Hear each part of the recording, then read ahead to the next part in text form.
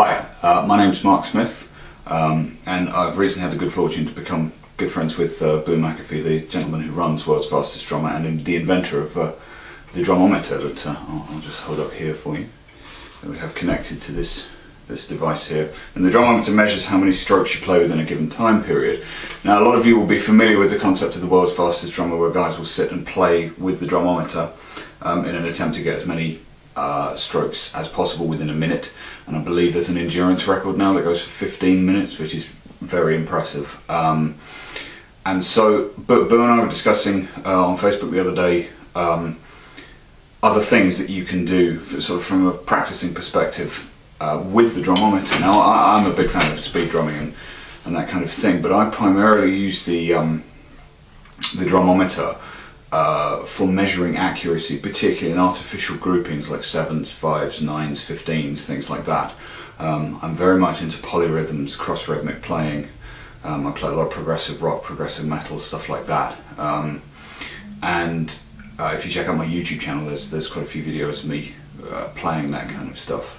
And so what I thought I would do is kind of put a few short lessons up demonstrating exactly some of the things I would use the Drumometer for, and maybe it'll spark some ideas off in you. The first thing is, at the moment I'm just going to use a 10-second time limit, and I have the metronome on the Drumometer set to 60 beats a minute. I don't know if you can see that from there, but it's set to 60 beats a minute, and it's supposed to last for 10 seconds. And so as an accuracy test, for example, what you could do is take something like semiquavers, 16th notes, and if you play them at 60 beats a minute for 10 seconds, you should have exactly 40 strokes.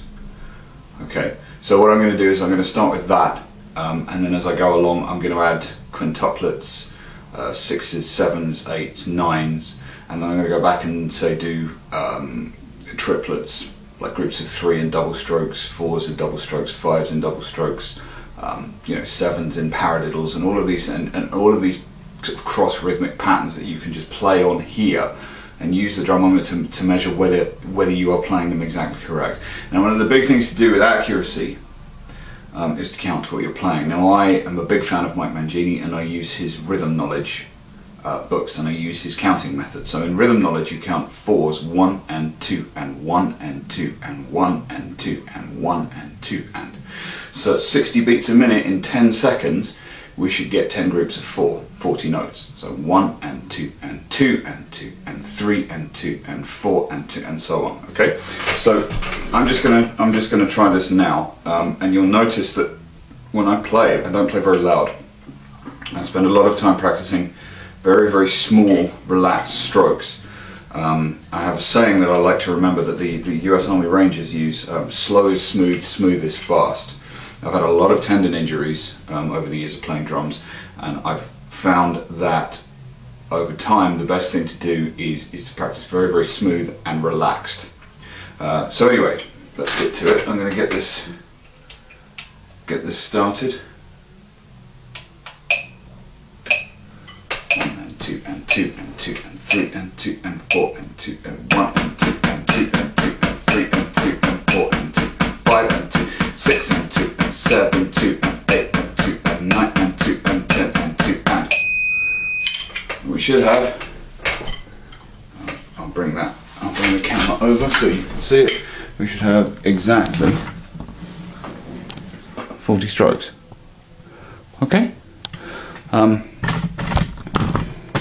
try and get it back in the right place. And so this can be used for a lot of different things, but that's the first most basic exercise. So keep checking back here, and I'll post a few more up as we're going, and they'll get more and more advanced as we go. I'll go into polyrhythms time over time. You can use it to measure what you're doing with your hands and feet at the same time.